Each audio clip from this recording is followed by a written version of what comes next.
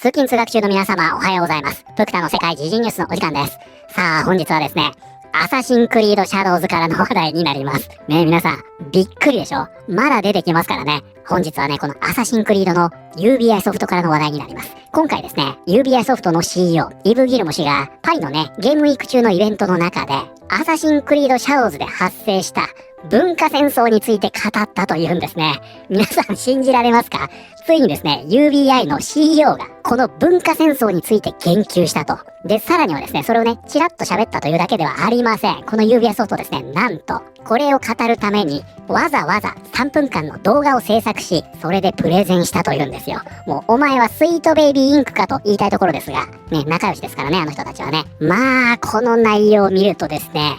ひどいですよ。もうね、この UBI ソフトの抱えている問題というのが、すべて詰まった内容になっておりますので、本日は一体何が起きているのか、詳しく見ていきたいと思います。この番組は、海外のホットな時事ニュースをお届けします。通勤通学のお供にちょうどいいチャンネルとなっていますので、ぜひチャンネル登録お願いします。さあ、それでは本題です。こちらね、見えておりますが、本日なんと皆さん、アサシンクリードシャドウズからの話題です。もうね、これどこまで出てくるんだって感じですが、すごいですよね。もうね、この安家のことを覚えてるのなんて、プクタかドックリーかキャベツさんくらいなもんでしょ。まあでもね、こんな話が出てきたなら取り上げるほかない。本日はですね、UBI ソフトの CEO、イブ・ギルモ氏が、パリのゲームウィーク中のイベントで、とんでもない動画を発表したということで、本日はその内容をね、詳しく見ていこうと思います。で、まずですね、この話題に入る前に、こちらですね、これね、結構前になるんですが、今月の1日に出ました。このシャドウズのね、売り上げが発表されましたよ。そんな記事が出てきましたので、ちょっとね、軽く見ていきたいと思います。アサシンクリードシャドウズには、UBI ソフトが多くをかけていた。しかし、残念ながら、長年望まれてきた日本を舞台にした設定でさえ、ゆっくりと沈みつつあった UBI ソフトを救うことはできなかった。アサシンクリードシャドウズは発売当初こそ好調なスタートを切ったにもかかわらず、直近5作品の中で最も低い売り上げとなっている。なぜこれが重要なのか。アサシンクリードシャドウズは未完成のまま発売され、多くの機能が欠けていた。また、物議を醸した点や、封建時代の日本の描写における不正格差なども、ゲームの PR に悪影響を与えた。そのため、売り上げが低いのは当然とも言える状況だ。そしてここですね。当初、アサシンクリードシャドウズは発売からわずか1週間で300万プレイヤーに到達した。しかし、発売から6ヶ月経った現在の総販売本数は430万本であり、これは開発とマーケティングに2億5000から3億5000万ドルかかったとされる規模を考えると、決して良い数字ではない。3ヶ月という短い期間で、アサシンクリードミラージュは500万本を販売した。スピンオフ作品であるにもかかわらず、シャドウズよりもいいパフォーマンスを見せたのである。一方、アサシンクリードオリジンズとオデッセイは合計8000万プレイヤーに達し、バルハラはわずか2年で2000万プレイヤーを突破している。このことから、現在の立ち位置のままでは、アサシンクリードシャドウズが同じ期間内に過去作を上回ることはできないだろう。ということでですね、今回ね、こちらのテックフォーゲーマーズというメディアから、このね、アサシンクリードシャドウズの売上本数は、発売から6ヶ月で累計430万本ですよ。そして過去5作品で、これは最も低い数字ですよ。こういった記事が出てきたんですね。なんですが、このチャンネルご覧になってる皆さんだったらね、わかると思いますが、このね、アサシンクリードシャドウズというのは、売上を発表していません。これね、株主に聞かれても答えなかったというね、音声公開されておりましたが、このデータはね、ノルウェーのデータ分析会社の推定値を参照しているということのようですね。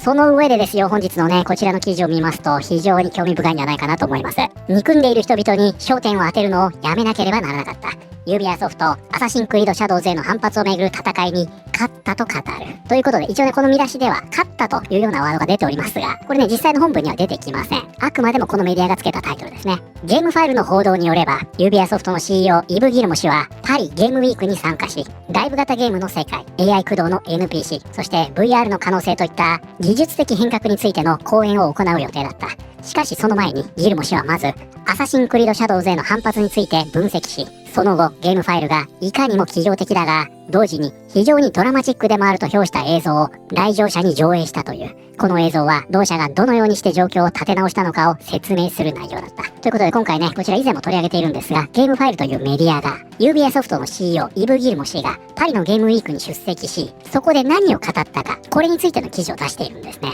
でね、この内容というのが本当にね、異例中の異例だったんだそうです。パリで公開された異例のビデオの中で、ユービーアソフトはアサシンクリードシャドウズをめぐるメッシーな文化戦争の一連の経緯を記録している。ということで、こちらですね、メッシーとあります。こちらが本日のキーワードになります。mess, 汚れていたり散らかっていたりして乱れた状態に見えるものや人ということで、こちらのねメスというのは散らかったという意味になります。このねメスというのが名詞で、先ほどのメッシが形容詞ですね。でこれね、映画でもよく使われますよ。 I messed up とかね、これやらかしちゃったっていう意味です。でこれよりねもっと強くってもっとね汚い言い方になりますと、このね messed の部分が F ワードになるんですね。 I F up、 これもよく聞くでしょう。なので本当にひどい失敗をして自己嫌悪に陥っているような時はここ F ワードにして使ったりしますよね。なのでこれはね、例えば部屋が散らかっているとかやらかしてしまった時、非常によく使われるワードとなっています。ということで、こちらはパリで公開された異例のビデオの中で、ユービーアソフトはアサシンクリードシャドウズをめぐるごたついた文化戦争の一連の経緯を記録している。何が起きたのか説明してほしいと多くの声を受けてきました。とユービーアソフトの CEO イブ・ギルモ氏は先週木曜日にパリゲームウィーク期間中のイベントでゲーム業界関係者の聴衆に向けて語った。だからこそ今日この映像を皆さんにお見せします。ここでギルモ氏が言及した何が起きたのかとは、2024年半ばにアサシンクリードシャドウズがオンライン上で受けた反発のことである。ね、面白くなってきましたね。CEO 自らがシャドウズが受けた反発について語ると、ね、果たして何を語るんでしょうか。まずこちらメディアの見解です。昨年の春、このフランチャイズが長年待ち望まれていた戦国日本への進出を果たし、最初の本格的なトレーラーが公開された。しかしその直後、黒人男性が侍の共同主人公として登場することから、イーロン・マスクらの標的となり、批判を受けることになった。木曜日にギルモ氏が観客に見せた映像は合計184秒の、つまり約3分ですね、プロのナレーションによる特別な映像で、ユービーアソフトがその事態にどう対処したのかを説明するものだった。こうした種類の騒動についてゲーム企業が公に語ることは通常ほとんどない。ということでですよ、このゲームイベントでユービーアソフトの CEO が自ら自社で制作したプロのナレーターを使った動画というのを持参して、この一連の文化戦争について語ったというんです。で当然ね、ここにも書かれておりますが、通常ねそんなことはないと当たり前ですよね。何のプレゼンだって話ですが、そしてこのナレーションがすごいんですよ。ここね、映像は次のように始まる。伝説的なフランチャイズが長年最も期待されてきた体験の一つを公開したらどうなるのか。それがもしみんなが憎むのを愛するゲームへと変わってしまったとしたら、ここね、Everyone loves hate。すごいでしょ。ユービーアソフト自覚があるんですね。このアサシンクリードシャドウズはみんながね憎むことを愛するゲームになってしまったと。この映像の要点、そしてその後のギルモ氏の発言は、ユービーアソフトが当初この反発に戸惑ったものの発売を遅らせ、ゲームを磨き上げ、そしてアサシンクリードのファンたちに訴えかける方向へ舵を切ったということにある。その結果、ファン自身がゲームを擁護する形を作り出そうとしたのだ。ナレーションはこう説明する。私たちは私たちを憎む人々に焦点を当てるのをやめなければならなかった。味方たちを奮い立たせることを始めなければならなかった。映像の上映後、パリのステージ上でギルモ氏は次のように述べた。同社は昨年、シャドウズをイデオロギーの表現ではなく、ゲームそのものとして表現するために取り組んでいたと。最初は攻撃の激しさに驚かされたと彼は語った。そしてすぐにそれが戦いであると理解した。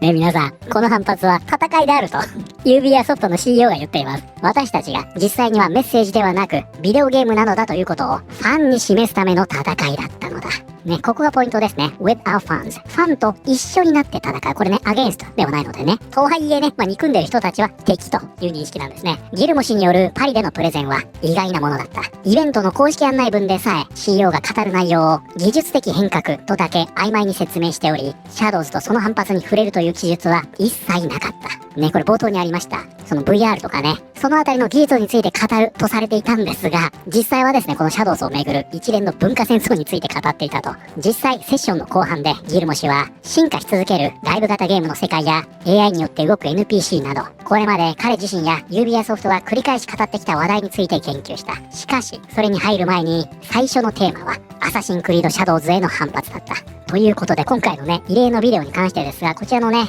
記事にも触れられているんですが、ゲームファイルが指摘しているように、この映像は自信に満ちた UBI ソフトの姿を描こうとはしているものの、なぜ反発が起きたのかという理由そのものには触れていない。ねえ皆さん、お気づきになりましたか？ここなんですよ。なんで反発されたのかという理由については触れていないんですね。また、スター・ウォーズ・アートローズがそれ以前に期待外れのローンチになっていたこと、そして UBI ソフトが不評な新作を連続して出すわけにはいかないと考えていた可能性、つまりゲームの発売延期と作り込み強化のもう一つの理由についてもこの映像では語られていない。ということでですね、今回のね、こちらで報じられているビデオの内容、シャドウズのね、文化戦争について語られたということなんですが、なんで自分たちが反発されたのかという件については何も語っていないんですね。いやだからこれがね、もう本当に正直な UBI ソフトの CEO の認識だと思いますよ。なんで反発されてるの？何がいけないの？これでしょ？いやもちろんね、関ヶ原鉄砲隊さんの背バタの件については、その後ね、吸ったもんだあって、もうね、影山さんも大変な目に遭っていたようですが、なんかね、旗から見てる分には、渋々ね、対応してるようには見えてしまいましたが、